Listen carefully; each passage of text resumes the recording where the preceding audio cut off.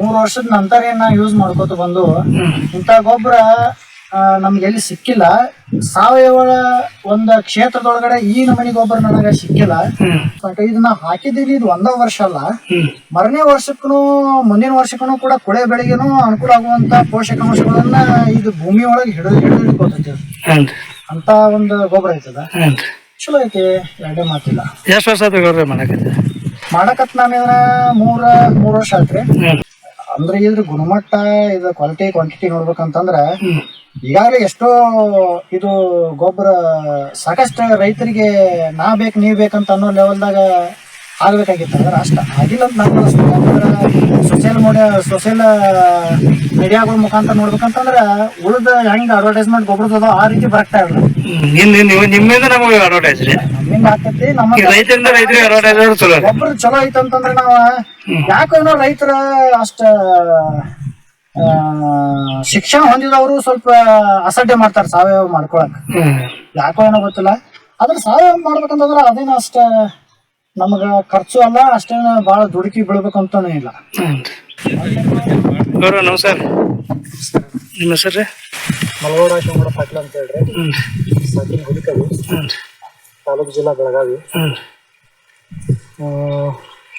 ನೀವು ನಮಗ ಕೂಬಾ ಸಾಯಿಲ್ ಗೊಬ್ಬರ ಪರಿಚಯ ಮಾಡಿ ಕೊಟ್ಟಿದ್ದಕ್ಕೆ ಮೊದಲೇ ಮಾತು ಹೇಳ್ಬೇಕಂದ್ರೆ ಧನ್ಯವಾದಗಳು. Thanks sir. ಯಾಕಂತಂದ್ರ ಈ ಗೊಬ್ಬರ ನಮಗ್ ಪರಿಚಯ ಇರ್ಲಿಕ್ಕಿಲ್ಲ 2-3 ವರ್ಷದ ಹಿಂದ್ಗಡೆ. 3 ವರ್ಷದ ನಂತರ ನಾ ಯೂಸ್ ಮಾಡ್ಕೋತ ಬಂದು ಇಂಥ ಗೊಬ್ಬರ ನಮ್ಗೆ ಎಲ್ಲಿ ಸಿಕ್ಕಿಲ್ಲ. ಸಾವಯವ ಒಂದ್ ಕ್ಷೇತ್ರದೊಳಗಡೆ ಈ ನಮನಿ ಗೊಬ್ಬರ ನನಗೆ ಸಿಕ್ಕಿಲ್ಲ. ಸೊ ಫಸ್ಟ್ ಆಫ್ ಆಲ್ ನಿಮ್ಗೆ ಹೇಳೋದಂದ್ರ ರೇಟ್ ಮಾತ್ರ ಇಷ್ಟ ಹೇಳ್ರಿ, ಜಂಪ್ ಮಾತ್ರ ಸೊ ಗೊಬ್ಬರ ಚಲೋ ಐತಿ. ಅದ್ರಾಗ 2 ಮಾತ್ರ. ಮತ್ತ ಬೆಳೆ ನೋಡ್ಬೇಕಾದ್ರೆ ನೀವ ಹೇಳ್ಬೇಕೀಗ. ಒಂದ್ 3 ತಿಂಗಳ ಕಬ್ಬ ಐತಿ. ಈಗ 3 ತಿಂಗಳ ಕಬ್ಬ ಐತ್ರಿ ಗೌಡ್ರ? ಎಷ್ಟು ಎಕರೆ ಐತ್ರಿ ಗೌಡ್ರ? 1.5 ಎಕರೆ ಕಬ್ಬ ನೋಡ್ದ. 1.5 ಎಕರೆ ಇದೆ. 1.5 ಎಕರೆ ಒಂದ್ 20 ಚೀಲ 20 ಬ್ಯಾಗ್ ನಾನು ಯೂಸ್ ಮಾಡೇನ್ರಿ. ಅಡ್ಡಿಲ್ಲ, ಚಲೋ ಬಂದೈತಿ. ನನಗಂತೂ ಇದ್ರ ಬಗ್ಗೆ ಬ್ಯಾಡ್ ಕಮೆಂಟ್ಸ್ ಅಂತ ಏನಿಲ್ಲ. ಅಡ್ಡಿಲ್ಲ, ಚಲೋ ಐತಿ ಒಟ್ಟ. ಮತ್ತೆ ಈ ಸಲ ಹೋದ ವರ್ಷದ ನೋಡ್ಬೇಕಾದ್ರೆ ಈ ಸಲ ನಾನು ಡ್ರಿಪ್ ಮಾಡಿರೋದ್ರಿಂದ ಇನ್ನೂ ಉತ್ತಮ ಇಳುವರಿ ಪಡ್ಕೊಳ್ಳುವಂತ ಆಶಾಭಾವನೆ ನಮ್ದೈತಿ. ಈಗ ಮರಿ ಸಂಖ್ಯೆ ಐತ್ರಿ ಗೌಡ್ರ? ಮರಿ ಸಂಖ್ಯೆ ಇದಕ್ಕೆ ಐತ್ರಿ ಒಂದ್ 7-8 ಇದಕ್ಕೆ ಐತ್ರಿ. ಕುಳೆ ಕಬ್ಬಿಗೆ ಜಾಸ್ತಿ ಐತ್ರಿ. ಅದನ್ನ ನಾನು ಗಳೆ ಹೊಡೆದಿಲ್ಲ. ಸೊ ಈಗ 4 ದಿವಸ ಒಳಗೆ ಗಳೆ ಹಾಕಿನಂತಂದ್ರೆ ನಂಗೆ ಎಷ್ಟು ಬೇಕಷ್ಟು ಮರಿ ಸಂಖ್ಯೆಗಳನ್ನ ಕಾಕೊಂಡ ಉಳ್ಕಿದ್ದೆಲ್ಲ ನಾ ಕೊಲಾಪ್ಸ್ ಮಾಡ್ಕೊಳ್ಬೋದು. ಅದನ್ನ ಭೂಮಿ ಫಲವತ್ತತೆ ಗೌಡ್ರ? ಭೂಮಿ ಫಲವತ್ತತೆ ನೋಡ್ಬೇಕಾದ್ರೆ ಸರ್ಕಾರಿ ಗೊಬ್ಬರಕ್ಕೂ ಈ ಗೊಬ್ಬರಕ್ಕೂ ನಾನು ಮುಂಚೆ ಹೇಳ್ತಾನು. ಭೂಮಿ ಫಲವತ್ತತೆನ ಈ ಸಾವಯವ ಗೊಬ್ಬರ ಕಾಕೊಂಡ್ ಹೋಗ್ತೈತಿ 1+. ಇದನ್ನ ಹಾಕಿದ್ದೀನಿ, ಇದು 1 ವರ್ಷ ಅಲ್ಲ, ಮರನೇ ವರ್ಷಕ್ಕೂ ಮುಂದಿನ ವರ್ಷಕ್ಕೂ ಕೂಡ ಕುಳೆ ಬೆಳೆಗೆನೂ ಅನುಕೂಲ ಆಗುವಂತ ಪೋಷಕಾಂಶಗಳನ್ನ ಇದು ಭೂಮಿ ಒಳಗೆ ಹಿಡಿದುಕೊತೈತಿ ಅಂತ ಒಂದು ಗೊಬ್ಬರ ಐತದ. ಚಲೋ ಐತಿ, ಎರಡೇ ಮಾತಿಲ್ಲ. ಎಷ್ಟು ವರ್ಷ ಆಯ್ತು ಗೌಡ್ರ ಮಾಡಕತ್ ನಾನು 3 ವರ್ಷ ಆಯ್ತ್ರಿ. ಹೋದ್ ಸಲ ನಾನು ಆರ್ಥಿಕವಾಗಿ ಸ್ವಲ್ಪ ಸಮಸ್ಯೆ ಆಗಿರೋದ್ರಿಂದ ಅಷ್ಟ ಹಾಕಕ್ ಆಗ್ಲಿಲ್ಲ. ಈ ವರ್ಷ ನಾನು ಮತ್ತೆ ಈ ಗೊಬ್ಬರದ ತಗೊಂಡ್ಕಾರ ಮತ್ ನಾ ಪಿಕಪ್ ಆಗಿದ್ದಾನು. ಚಲೋ ಐತಿ. ಅದೇ ಎಕರೆಗೆ 15 ಚೀಲ ಅಂತ ಅವ್ರು ರೆಕಮೆಂಡೇಶನ್ ಹೇಳ್ತಾರೋ ಅದ ಪ್ರಕಾರ ನಾನು 14, 15, 16 ಹಾಕೋತಾ ಬಂದನು. ಚಲೋ ಐತಿ. ಹೋದ ವರ್ಷದ ನೋಡ್ಬೇಕಾದ್ರೆ ಈ ವರ್ಷ ನನ್ಗೆ ಇನ್ನೂ ಚಲೋ ಅನಿಸ್ತದೆ. ಮತ್ತೆ ಇನ್ನೊಂದು ಗೌಡ್ರ, ಸರ್ಕಾರಿ ಗೊಬ್ಬರಕ್ಕೆ ಖರ್ಚಿನ ವ್ಯತ್ಯಾಸ ಹೆಂಗ? ಸರ್ಕಾರಿ ಗೊಬ್ಬರದಕ್ಕ ಇದಕ್ಕ ಖರ್ಚಿನ ವ್ಯತ್ಯಾಸ ಅರ್ಧಕ್ಕಿಂತ ಜಾಸ್ತಿ ಅದಕ್ಕೆ ಹೆಚ್ಚಾಗ್ತೈತಿ, ಕಮ್ಮಿ ಆಕೈತ್ರಿ. ಇದ್ರ 2ರಷ್ಟು ನಾವು ಸರ್ಕಾರಿ ಗೊಬ್ಬರನ್ನ ಕೊಟ್ಟ ಖರ್ಚು ಮಾಡ್ಬೇಕಾಗ್ತೈತಿ. ಮತ್ತೆ ಭೂಮಿ ಫಲವತ್ತತೆಯನ್ನು ಕಳ್ಕೊಂತ ಹೋಗ್ತಾವ ಸರ್ಕಾರಿ ಗೊಬ್ಬರ ಕೊಡೋದ್ರಿಂದ. ಇದಕ್ಕೆ ನಾವು ಕಾಕೊಂಡ್ ಹೋಗ್ತಾವ, ಮತ್ತೆ ಫಲವತ್ತತೆಯನ್ನ ಮತ್ತೆ ಪುನಃ ಹೆಚ್ಚು ಮಾಡ್ಕೊತೀವಿ. ಈಗ ಉಳಿದ ರೈತರಿಗೆ ಏನಂತಿದ್ರೆ ಗೌಡ್ರ? ಈಗ ಉಳಿದ ರೈತರಿಗೆ ಇದು ಫಸ್ಟ್ ಆಫ್ ಆಲ್ ಹೇಳ್ಬೇಕಂದ್ರೆ ಇದ್ರ ಈ ಗೊಬ್ಬರದ ಅಡ್ವರ್ಟೈಸ್ಮೆಂಟ್ ಎಷ್ಟು ಆಗ್ಬೇಕಾಗಿತ್ತು ಅಷ್ಟ ಆಗಿಲ್ಲ. ಬಹುಶಃ ನನಗೆ ಅನಿಸ್ತೈತಿ ಈ ಗೊಬ್ಬರ ಅಡ್ವರ್ಟೈಸ್ಮೆಂಟ್ ಎಷ್ಟು ಆಗ್ಬೇಕಾಗಿತ್ತು ಅಷ್ಟ ಆಗಿತ್ತಂದ್ರ ಎಲ್ಲರಿಗೂ ರೈತರಿಗೆ ಇದು ವಿಷಯ ತಲುಪಿತ್ತಂದ್ರ ಇನ್ನೂ ಜಾಸ್ತಿ ನಿಮಗ +ಪಾಯಿಂಟ್ ಆಗ್ಬೋದೇನೋ ಅನಿಸ್ತದ.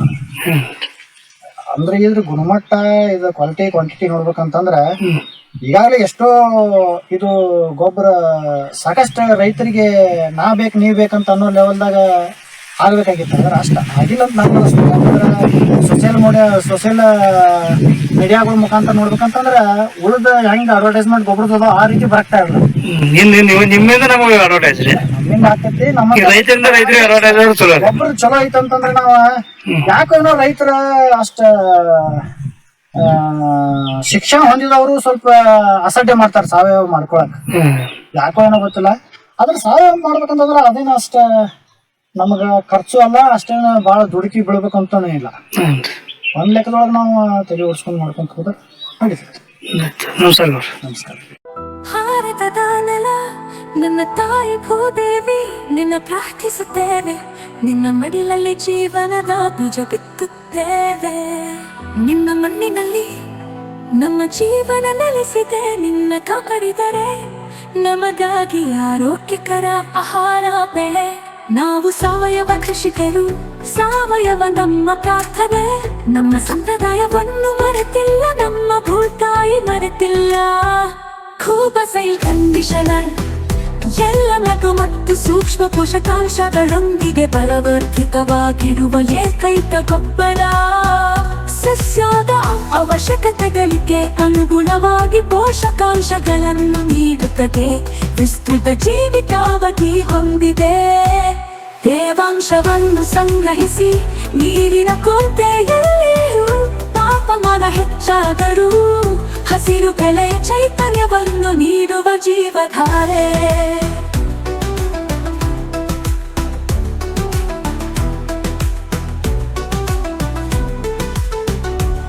ಈ ಗೊಬ್ಬರವು ಎಲೆಗಳು ಬೇರುಗಳ ನೇರ ಸಂಪರ್ಕಕ್ಕೆ ಬಂದರೂ, ಗೊಬ್ಬರ ಹಾಕಿದ ನಂತರ ನೀರು ಹಾಕುವುದು ತಡವಾದರೂ ಸಸ್ಯಗಳಿಗೆ ಯಾವುದೇ ಹಾನಿಕಾರಕ ಪರಿಣಾಮಗಳಿಲ್ಲ.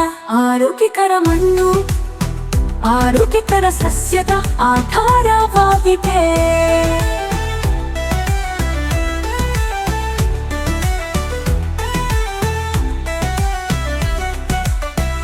ಆರೋಗ್ಯಕರ ಮಣ್ಣು ಆರೋಗ್ಯಕರ ಸಸ್ಯದ ಆಧಾರವಾಗಿದೆ. ಆರೋಗ್ಯಕರ ಸಸ್ಯವು ಹವಾಮಾನ ಬದಲಾವಣೆಗಳು, ಕೀಟಗಳು ಮತ್ತು ರೋಗಗಳ ಸಂದರ್ಭದಲ್ಲಿ ತನ್ನನ್ನು ತಾನೇ ರಕ್ಷಿಸಿಕೊಳ್ಳುವ ಸಾಮರ್ಥ್ಯವನ್ನು ಹೊಂದಿದೆ. ಕೂಬಸೈಲ್ ಕಂಡೀಷನರ್ ಯಾವುದೇ ಮಣ್ಣು, ನೀರು ಅಥವಾ ಹವಾಮಾನಕ್ಕೆ ಸೂಕ್ತ. ಎಲ್ಲ ಬೆಳೆಗಳಿಗೆ ವೆಚ್ಚ ಪರಿಣಾಮಕಾರಿ ಸಾವಯವ ಕೃಷಿ, ಬೇರೆ ಯಾವುದೇ ಗೊಬ್ಬರ ಬೇಕಿಲ್ಲ. ಕೂಬಸೈಲ್ ಬೂಸ್ಟರ್ ಬೀಜ ಸಂಸ್ಕರಣೆ, ಬೇರುಗಳ ಸುರಕ್ಷತೆ ಮತ್ತು ಬೆಳವಣಿಗೆಗೆ. ಕೂಬಗೂಟು ಮೋಟರ್ ಕಡಿಮೆ ಬೆಳಕಿನಲ್ಲಿ ಉಳಿಯುತ್ತೆ, ಬೆಳವಣಿಗೆಯ ಸಹಕಾರ. ಹೂ ಬಿಡುವಿಕೆ, ಹೂ ಮತ್ತು ಹಣ್ಣು ಇಳುವರಿಯನ್ನು ಹೆಚ್ಚಿಸಲು. ನ್ಯಾಚುರಲ್ ಹಾರ್ಟಿಕಲ್ಚರ್ ನಮ್ಮ ಭೂತಾಯಿಗೆ ವಿಷವಲ್ಲ, ಗಿಡಮರಗಳಿಗೆ ಅಥವಾ ಅದರ ಹಣ್ಣುಗಳಿಗೆ ಎಂದಿಗೂ ವಿಷವಲ್ಲ. ನೈಸರ್ಗಿಕ ಕೀಟರೋಗ ತಡೆಗಟ್ಟುವ ಸಹಾಯಕ. ಇದಕ್ಕೆ ಜೊತೆಯಾಗಿ ಕೀಟರೋಗ ತಡೆಯಲು ಒಡನಾಡಿ ಸಸ್ಯಗಳನ್ನು ಬಳಸಿ. ಈ ಪರಿಸರ ನಮ್ಮ ಸ್ನೇಹಿತ, ನಮ್ಮ ಪೂರ್ವಜರ ಬುದ್ಧಿವಂತಿಕೆ. ಪರಿಸರ ಸ್ನೇಹಿಯಾಗಿರುವುದು ಎಂದರೆ ನಿಮ್ಮ ಪ್ರಯೋಜನಕ್ಕಾಗಿ ಪ್ರಕೃತಿಯನ್ನು ಬಳಸುವುದು, ಹಾಗೆಯೇ ಕೃಷಿ ವೆಚ್ಚವನ್ನು ಕಡಿಮೆ ಮಾಡುವುದು. ಆರೋಗ್ಯಕರ ಪೌಷ್ಟಿಕ ಆಹಾರವನ್ನು ಒದಗಿಸಿ ಅನ್ನದಾತ ಎಂಬ ಹೆಸರನ್ನು ಶ್ರೀಮಂತಗೊಳಿಸಿ. ಭೂದೇವಿ ಮಡಿಲಲ್ಲಿ ಭಾರತವು ಜಗತ್ತಿಗೆ ಆದರ್ಶವಾಗಲಿ. ಭೂದೇವಿಯ ಮಡಿಲಲ್ಲಿ ಸಾವಯವ ಕೃಷಿಯ ಪರಂಪರೆಯ ಬೆಳೆಯಲಿ.